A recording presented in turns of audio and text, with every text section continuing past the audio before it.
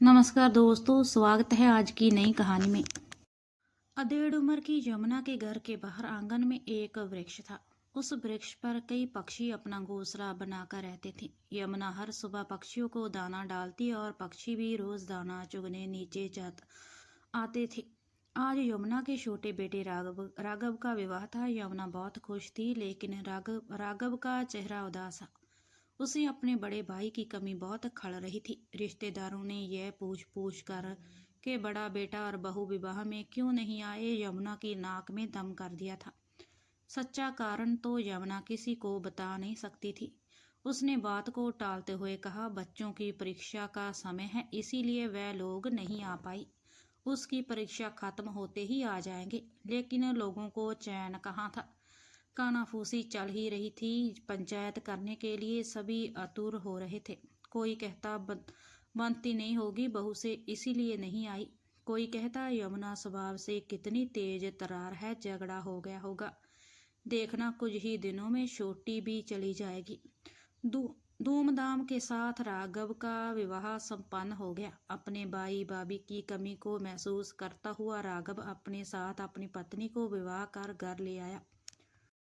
राघव घर की हर बात जानता था। छोटी से छोटी बात पर अपनी माँ और भाभी के बीच होने वाली तू मैं कैसे बड़े झगड़े का रूप ले लेती थी, उसे सब याद था। बात कभी बड़ी नहीं होती, उसे बड़ा बना दिया जाता था। इस तरह लगभग हर रोज की ही घर में माँ संग्राम छिड़ जाया करता था। राघव चिंतित था। वह सोच रहा था कि माँ को तो वह बदल नहीं सकता, पिताजी है नहीं, वरना वह माँ को समझाते। उसकी पत्नी श्वेता का स्वभाव समझदारी, विनम्रता और सहनशीलता वाला होना चाहिए। वह श्वेता को जानता ही कितना था। कोई प्रेम विवाह तो था नहीं जो पहले से जाना पहचाना स्वभाव हो। सब कुछ भगवान भरोसे ही था। उसने सोचा कि वह श्वेता को पहले ही सब कुछ समझा देगा कि माँ की बातों को एक कान से सुनकर दूसरे से निकाल दे, उनकी बोली बातें पर ज्यादा ध्यान न दे। रात को राघव ने अपनी पत्नी से कहा, श्वेता अब तुम्हें ही इस घर को संभालना है। श्वेता ने बीच में ही प्रश्न कर दिया, भैया भाभी क्यों नहीं आए राघव? राघव ने बिना छिपाए श्वेता को सब सच सच बता दिया। श्वेता माँ और भाभी की आपस में बिल्कुल नहीं बनती। छोटी छोटी बातों में बड़े बड़े झगड़े हो जाते थे। किंतु एक दिन तो माँ ने सारी हद पार कर दी। भाभी की गलती इतनी ही थी कि वह बिना नहाए ही रसोई में आ गई थी। माँ का पारा चढ़ गया और तू मैं से बात इतनी बढ़ गई कि माँ ने वह कह दिया जो उन्हें हरगिज नहीं कहना चाहिए था। ऐसा क्या कह दिया था माँ ने? माँ ने कहा, निकल जाओ मेरे घर से और मेरे मरते वक्त तक मुझे अपनी शक्ल मत दिखाना। भैया भी घर पर ही थे। उन्होंने माँ के पास आकर कहा, माँ आप यह क्या कह रही हो? अभी आप गुस्से में हो, शांत हो जाओ। माँ ने भैया को भी कह दिया, जोरू का गुलाम बना फिरता है तू, तू भी चला जा। भाभी रो रही थी, भैया भी रोने लगे, लेकिन माँ का गुस्सा कम नहीं हुआ। बस उनके बाद भैया भाभी ने अलग रहना ही उचित समझा। रोज रोज की कलह से वह दोनों भी उकता चुके थे। एक ही शहर में अलग अलग होकर रहने से अच्छा भैया ने अपना तबादला ही करवा लिया। वह भी भाभी की तकलीफ कब तक यूं ही देखते। थोड़ी गलती भाभी की भी थी। उन्हें वह काम नहीं करना चाहिए था जो माँ को पसंद नहीं, किंतु वह भी अपनी ही चलाती थी। सहनशीलता की उनमें भी कमी थी। श्वेता ने बीच में कहा, हाँ राघव तुम सही कह रहे हो, ताली हमेशा दोनों हाथों से ही बजती है। श्वेता माँ के वो जहरीले शब्द भैया भाभी को सूल की तरह चुभ गए और उन्होंने घर छोड़ दिया। पता नहीं उन शब्दों के लिए आज तक भी माँ को पछतावा है या नहीं। श्वेता कटु बचन को तीर की तरह तरह होते हैं। एक बार जीभ से निकल गए तो निकल गए, फिर वापस नहीं जाते। जिसके दिल पर जाकर वह कूट वचन लगते हैं, ऐसे उसे ऐसा आवागात पहुँचते हैं कि उन्हें वह गाव नासूर बनकर उम्र भर उन्हें परेशान करता रहता है। भैया भाभी के साथ भी यही हुआ है। श्वेता मैं तुमसे ये उम्मीद लगा रहा हूँ कि तुम सब संभालोगी। भैया भाभी तो चले गए हैं, किंतु हमको माँ को अकेला छोड़कर कहीं नहीं जा सकते। हमें हमेशा यहीं रहना होगा माँ के पास। क्या तुम माँ के गुस्से को अपने प्यार और सहनशीलता से काबू में रख सकेगी? राघव, तुम चिंता मत करो, मैं पूरी कोशिश करूंगी कि सब कुछ संभाल सकूं। राघव, क्या माँ को अब भी इस बात का एहसास नहीं है कि उन्हें इस तरह के शब्द नहीं कहने चाहिए थे? पता नहीं श्वेता, उनके दिल में क्या चल रहा है, किसी को कुछ बताती भी तो नहीं। मैंने कितनी बार उन्हें समझाया कि भैया भाभी को फ़ोन करके बुला लो, लेकिन वह अपनी जिद पर ही अड़ी हुई है। राघव और श्वेता की सुहाग रात की शुरुआत इन्हीं बातों से हुई। उनके बाद सब कुछ भूल कर वह दोनों एक दूसरे की बाहों में खो गए। दूसरे दिन सुबह उठकर श्वेता ने कहा, राघव, अच्छा हुआ तूने मुझे सब कुछ सच सच बता दिया। अब मुझे माँ के साथ सामंजस्य बिठाना शायद थोड़ा आसान हो जाए। मैं वैसे ही सब करूँगी जैसा वह चाहती है। Thank you Shweta, I love you. मुझे तुमसे ऐसे ही जवाब की उम्मीद थी। दूसरे दिन सुबह से ही श्वेता की संघर्षों से भरी जिंदगी की शुरुआत हो गई। उसने राघव को तो दिलासा दे दिया कि वह सब कुछ संभाल लेगी, किंतु उसके मन में तूफान उठा था। कई सवाल उठ रहे थे। वह सोच रही थी कि हे भगवान, यदि माँ का स्वभाव इतना तेज है तो कैसे निभाएगी वह। इतने हफ्ते 15 दिन तक अपनी बहू पर प्यार बरसाने वाली यमुना धीरे धीरे अपने स्वभाव के असली रंग दिखाने लगी। बात बात पर टोकना, श्वेता के हर काम में कमी निकालना, उसके हाथों से बने भोजन का अपमान करना, सब शुरू हो गया। राघव की बात तो ध्यान में रखते हुए श्वेता ने इस तरह की बातों पर बिल्कुल ध्यान नहीं दिया। इसी तरह चलता रहा। यमुना की हर तीखी बात को हंसकर सुन लेने वाली श्वेता अकेले में आंसू बहा लेती थी। सबके सामने फिर वही हंसता चेहरा लेकर आ जाती थी। धीरे धीरे समय बीतता गया। इतने अच्छे स्वभाव वाली बहू पाकर भी यमुना का स्वभाव नहीं बदला। उसमें एक बेटे बहू को खो देने के उपरांत भी कोई परिवर्तन नहीं आया। यमुना का व्यवहार दिन प्रतिदिन बिगड़ता ही जा रहा था, जिसके कारण श्वेता के धैर्य का बांध अब टूट रहा था। राघव पहले की तरह अब भी सब कुछ जानता था, जबकि श्वेता कभी भी उससे किसी तरह की कोई शिकायत नहीं करती। श्वेता के चेहरे की झूठी मुस्कुराहट ही राघव के समक्ष सारे राज खोल देती थी। कभी कभी श्वेता की आंखों में दबदबाए आंसू चोरी छिपे राघव को दिख जाते थे। तब राघव का मन बैठ जाता, क्या करूं, कैसे परिस्थितियों को सुधारूं, बेचारा समझ नहीं पाता। यमुना हर रोज की तरह आज भी पक्षियों को दाना डालने आंगन में गई। पतझड़ का मौसम कुछ दिन पूर्व ही दस्तक दे चुका था। रात को काफी तेज हवा के साथ आंधी ने अपना रौद्र रूप दिखाया था। यमुना के बाहर जाने से पहले शांताबाई आंगन की सफाई कर पत्ते बाहर फेंक चुकी थी। यमुना ने दाने डाले, लेकिन वृक्ष से कोई भी पक्षी नीचे दाना चुगने नहीं आया। तब यमुना ने अपने वृक्ष की तरफ नजर उठाकर ऊपर देखा तो आज उसका हरा भरा लहराता वृक्ष सूना दिखाई दे रहा था। धीरे धीरे पत्ते उसका साथ छोड़ गए थे। यह दृश्य देखकर यमुना दुखी हो गई। उस पर घोंसला बनाकर रहने वाले पक्षी आंधी का रौद्र रूप देखकर अपना घोंसला छोड़कर कहीं दूर जा चुके थे। यमुना सोच रही थी कि उसका हरा भरा वृक्ष कैसे सूखी टहनी की तरह हो गया है, बिल्कुल खाली, बिल्कुल सोना। पक्षियों को आराम नहीं, पत्तों का साथ नहीं, बिल्कुल। इसीलिए वह भी यहाँ से चले गए, किसी और घने वृक्ष पर अपना नया घोंसला बनाने। यहाँ उन्हें सुकून मिलेगा, उनका मन आनंदित होगा, उनकी सुबह रंगीन होगी, शाम आराम से शांति प्रिय वातावरण में उन्हें सोने देगी। यही सब तो चाहिए होता है। इतना सोचते हुए उसने अपने आंगन के साथ ही साथ अपने घर के अंदर भी नजर डाली, जो उसे आज इस सूने खाली वृक्ष की तरह ही नजर आ रहा था, जिस पर से कुछ पक्षी सुख शांति की तलाश में कहीं दूर जा चुके थे।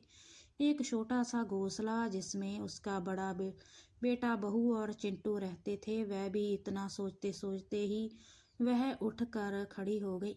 उसने फिर सोचा, यदि उसका छोटा बेटा और बहू भी नहीं, उसे अपने घर को हरा भरा रखना है, वह इसी वृक्ष की तरह सोना नहीं करना है। आज पहली बार उसे अपने बड़े बेटे और बहू की कमी खल रही थी। उनकी याद सता रही थी। वह बेचैन हो रही थी। अपनी गलतियों का एहसास होते ही उसके बोझ तले यमुना का दम घुट रहा था। किसी तरह अपनी बड़ी बहू को वह ताना मारा करती थी, बात बात पर अपमान करती थी, उसके हर काम में कमी निकालती थी, कभी उसे चैन से जीने ही नहीं दिया। आज वह यही सब अपनी छोटी बहू के साथ भी कर रही है। वह सोच रही थी आखिर क्यों उसने ऐसा व्यवहार किया, क्यों बहुओं को बेटी जैसा प्यार ना दे पाई। पश्चाताप के आंसू उसकी आंखों से नीचे टपक रहे थे। उन्हें पहुंचने के लिए आज तो उसके पास एक छोटा बेटा और बहू है, लेकिन यदि वह भी उसके गुस्से की आंधी के रौद्र रूप से घबराकर अपना घोंसला कहीं और बना लेंगे तो वह क्या करेगी। इस पतझड़ के मौसम में अपने पत्तों से बिछड़े सूने वृक्ष ने यमुना को उसकी गलतियों का एहसास करा दिया। आज दोपहर को जब वह खाना खाने बैठे तो आज पहली बार खाने का पहला कौर खाते ही यमुना ने कहा, वाह बेटा, सब्जी कितनी स्वादिष्ट बनी है, बहुत ही अच्छा खाना है। राघव और श्वेता एक दूसरे की तरफ अचरज भरी आंखों से देखने लगे। यमुना के मुंह से ऐसे बेशकीमती शब्द सुनकर श्वेता फूली नहीं समा रही थी। उसे अपने कानों पर मानो विश्वास ही नहीं हो रहा था। यमुना के मुंह से यह सुनकर उसे ऐसा लग रहा था शायद आज सब्जी बहुत ही ज्यादा अच्छी बनी है। माँ कोई कमी निकाल ही नहीं पाई।